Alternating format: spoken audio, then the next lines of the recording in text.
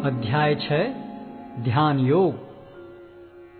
श्री भगवान ने कहा, जो पुरुष अपने कर्म फल के प्रति अनासक्त है और जो अपने कर्तव्य का पालन करता है, वही सन्यासी और असली योगी है। वह नहीं जो न तो अग्नि जलाता है और न कर्म करता है। हे पांडुपुत्र, जिसे सन्यास कहते हैं उसे ही तुम योग अर्थात पर ब्रह्म से युक्त होना जानो, क्योंकि इंद्रिय तृप्ति के लिए इच्छा को त्यागे बिना कोई कभी योगी नहीं हो सकता। अष्टांग योग के नवसाधक के लिए कर्म साधन कहलाता है और योग सिद्ध पुरुष के लिए समस्त भौतिक कार्यकलापों का परित्याग ही साधन कहा जाता है। जब कोई पुरुष समस्त भौतिक इच्छाओं का त्याग करके न तो इंद्रिय तृप्ति के लिए कार्य करता है और न सकाम कर्मों में प्रवृत्त होता है, तो वह योगारूढ़ कहलाता है। मनुष्य को चाहिए कि अपने मन की सहायता से अपना उद्धार करे और अपने को नीचे न गिरने दे। यह मन बद्ध जीव का मित्र भी है और शत्रु भी। जिसने मन को जीत लिया है उसके लिए मन सर्वश्रेष्ठ मित्र है, किंतु जो ऐसा नहीं कर पाया उसके लिए मन सबसे बड़ा शत्रु बना रहेगा। जिसने मन को जीत लिया है उसने पहले ही परमात्मा को प्राप्त कर लिया है, क्योंकि उसने शांति प्राप्त कर ली है। ऐसे पुरुष के लिए सुख दुख, सर्दी गर्मी एवं मान अपमान एक से हैं। वह व्यक्ति आत्म साक्षात्कार को प्राप्त तथा योगी कहलाता है, जो अपने अर्जित ज्ञान तथा अनुभूति से पूर्णतया संतुष्ट रहता है। ऐसा व्यक्ति अध्यात्म को प्राप्त तथा जितेंद्रिय कहलाता है। वह सभी वस्तुओं को, चाहे वे कंकड़ हो, पत्थर हो या कि सोना, एक समान देखता है। जब मनुष्य निष्कपट हितैषियों, प्रिय मित्रों, तटस्थों, मध्यस्थों, ईश्वालुओं, शत्रुओं तथा मित्रों, पुण्यात्माओं एवं पापियों को समान भाव से देखता है, तो वह और भी उन्नत माना जाता है। योगी को चाहिए कि वह सदैव अपने शरीर, मन तथा आत्मा को परमेश्वर में लगाए, एकांत स्थान में रहे और बड़ी सावधानी के साथ अपने मन को वश में करे। उसे समस्त आकांक्षाओं तथा संग्रह भाव की इच्छाओं से मुक्त होना चाहिए। योगाभ्यास के लिए योगी एकांत स्थान में जाकर भूमि पर कुशा बिछा दे और फिर उसे मृगछाला से ढके तथा ऊपर से मुलायम वस्त्र बिछा दे।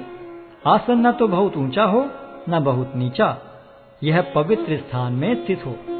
योगी को चाहिए कि इस पर दृढ़ता पूर्वक बैठ जाए और मन, इंद्रियों तथा कर्मों को वश में करते हुए तथा मन को एक बिंदु पर स्थित करके हृदय को शुद्ध करने के लिए योगाभ्यास करे।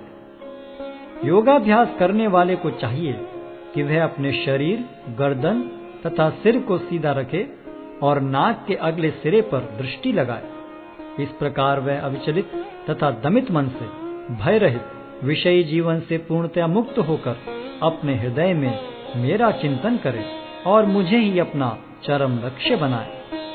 इस प्रकार शरीर, मन तथा कर्म में निरंतर संयम का अभ्यास करते हुए संयमित मन वाले योगी को इस भौतिक अस्तित्व की समाप्ति पर भगवत धाम की प्राप्ति होती है। हे अर्जुन, जो अधिक खाता है या बहुत कम खाता है, जो अधिक सोता है अथवा जो पर्याप्त नहीं सोता, उसके योगी बनने की कोई संभावना नहीं है। जो खाने, सोने, आमोद प्रमोद तथा काम करने की आदतों में नियमित रहता है, वह योगाभ्यास द्वारा समस्त भौतिक क्लेशों को नष्ट कर सकता है। जब योगी योगाभ्यास द्वारा अपने मानसिक कार्यकलापों को वश में कर लेता है और अध्यात्म में स्थित हो जाता है, अर्थात समस्त भौतिक इच्छाओं से रहित हो जाता है, तब वह योग में सुस्थिर कहा जाता है। जिस प्रकार वायु रहित स्थान में दीपक हिलता डुलता नहीं, उसी तरह जिस योगी का मन वश में होता है, वह आत्म तत्व के ध्यान में सदैव स्थिर रहता है। सिद्धि की अवस्था में, जिसे समाधि कहते हैं, मनुष्य का मन योगाभ्यास के द्वारा भौतिक मानसिक क्रियाओं से पूर्णतया संयमित हो जाता है। इस सिद्धि की विशेषता यह है कि मनुष्य शुद्ध मन से अपने को देख सकता है और अपने आप में आनंद उठा सकता है उस आनंदमय स्थिति में वह दिव्य इंद्रियों द्वारा असीम दिव्य सुख में स्थित रहता है। इस प्रकार स्थापित मनुष्य कभी सत्य से विपत नहीं होता और इस सुख की प्राप्ति हो जाने पर वह इससे बड़ा कोई दूसरा लाभ नहीं मानता। ऐसी स्थिति को पाकर मनुष्य बड़ी से बड़ी कठिनाई में भी विचलित नहीं होता। यह निस्संदेह भौतिक संसर्ग से उत्पन्न होने वाले समस्त दुखों से वास्तविक मुक्ति है। मनुष्य को चाहिए कि संकल्प तथा श्रद्धा के साथ योगाभ्यास में लगे और पथ से विचलित न हो। उसे चाहिए कि मनोधर्म से उत्पन्न समस्त इच्छाओं को निरपवाद रूप से त्याग दे और इस प्रकार मन के द्वारा सभी ओर से इंद्रियों को वश में करे। धीरे धीरे क्रमशः पूर्ण विश्वास पूर्वक बुद्धि के द्वारा समाधि में स्थित होना चाहिए और इस प्रकार मन को आत्मा में ही स्थित करना चाहिए और अन्य कुछ भी नहीं सोचना चाहिए। मन अपनी चंचलता तथा अस्थिरता के कारण जहां कहीं भी विचरण करता हो, मनुष्य को चाहिए कि उसे वहां से खींचे और अपने वश में लाए। जिस योगी का मन मुझ में स्थिर रहता है वह निश्चय ही दिव्य सुख की सर्वोच्च सिद्धि प्राप्त करता है। वह रजोगुण से परे हो जाता है। वह परमात्मा के साथ अपनी गुणात्मक एकता को समझता है और इस प्रकार अपने समस्त विगत कर्मों के फल से निवृत्त हो जाता है। इस प्रकार योगाभ्यास में निरंतर लगा रहकर आत्म संयमी योगी समस्त भौतिक कलमश से मुक्त हो जाता है और भगवान की दिव्य प्रेम भक्ति में परम सुख प्राप्त करता है।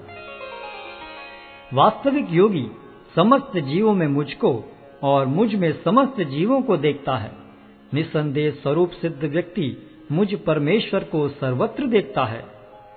जो मुझे सर्वत्र देखता है और सब कुछ मुझ में देखता है, उसके लिए न तो मैं कभी अदृश्य होता हूं और न वह मेरे लिए दृश्य होता है।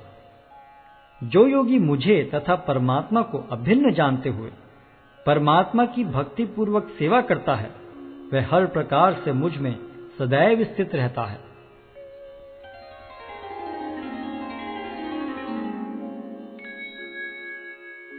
हे अर्जुन, वह पूर्ण योगी है जो अपनी तुलना से समस्त प्राणियों की उनके सुखों तथा दुखों में वास्तविक समानता का दर्शन करता है। अर्जुन ने कहा, हे मधुसूदन, आपने जिस योग पद्धति का संक्षेप में वर्णन किया है वह मेरे लिए अव्यवहारिक तथा असहनीय है, क्योंकि मन चंचल तथा अस्थिर है। हे कृष्ण, क्योंकि मन चंचल, उच्छृंखल, हठीला तथा अत्यंत बलवान है, अतः मुझे इसे वश में करना वायु को वश में करने से भी अधिक कठिन लगता है। भगवान श्री कृष्ण ने कहा, हे महाबाहु कुंती पुत्र, निसंदेह चंचल मन को वश में करना अत्यंत कठिन है, किंतु उपयुक्त अभ्यास द्वारा तथा विरक्ति द्वारा ऐसा संभव है। जिसका मन उच्छृंखल है उसके लिए आत्म साक्षात्कार कठिन कार्य होता है, किंतु जिसका मन संयमित है और जो समुचित उपाय करता है उसकी सफलता ध्रुव है, ऐसा मेरा मत है। अर्जुन ने कहा, हे कृष्ण, उस असफल योगी की गति क्या है जो प्रारंभ में श्रद्धा पूर्वक आत्म साक्षात्कार की विधि ग्रहण करता है, किंतु बाद में भौतिकता के कारण उससे विचलित हो जाता है और योग सिद्धि को प्राप्त नहीं कर पाता। हे महाबाहु कृष्ण, क्या ब्रह्म प्राप्ति के मार्ग से भ्रष्ट ऐसा व्यक्ति आध्यात्मिक तथा भौतिक दोनों ही सफलताओं से च्युत नहीं होता और छिन्न भिन्न बादल की भांति विनष्ट नहीं हो जाता, जिसके फलस्वरूप उसके लिए किसी लोक में कोई स्थान नहीं रहता? हे कृष्ण, यही मेरा संदेह है और मैं आपसे इसे पूर्णतया दूर करने की प्रार्थना कर रहा हूँ। आपके अतिरिक्त अन्य कोई ऐसा नहीं है जो इस संदेह को नष्ट कर सके। भगवान ने कहा, हे प्रथापुत्र, कल्याण कार्यों में निरत योगी का न तो इस लोक में और न परलोक में ही विनाश होता है। हे मित्र, भलाई करने वाला कभी बुराई से पराजित नहीं होता। असफल योगी पवित्र आत्माओं के लोकों में अनेकानेक वर्षों तक भोग करने के बाद या तो सदाचारी पुरुषों के परिवार में या कि धनवानों के कुल में जन्म लेता है। अथवा वह ऐसे योगियों के कुल में जन्म लेता है जो अति बुद्धिमान है। निश्चय ही इस संसार में ऐसा जन्म दुर्लभ है। हे कुरुनंदन, ऐसा जन्म पाकर वह अपने पूर्व जन्म की दैविक चेतना को पुनः प्राप्त करता है और पूर्ण सफलता प्राप्त करने के उद्देश्य से वह आगे उन्नति करने का प्रयास करता है। अपने पूर्व जन्म की दैवी चेतना से वह न चाहते हुए भी स्वतः योग के नियमों की ओर आकर्षित होता है। ऐसा जिज्ञासु योगी शास्त्रों के अनुष्ठानों से परे स्थित होता है, और जब योगी समस्त कलमश से शुद्ध होकर सच्ची निष्ठा से आगे प्रगति करने का प्रयास करता है, तो अंततो गत्वा अनेकानेक जन्मों के अभ्यास के पश्चात सिद्धि लाभ करके वह परम गंतव्य को प्राप्त करता है। योगी पुरुष तपस्वी से, ज्ञानी से तथा सकाम कर्मी से बढ़कर होता है।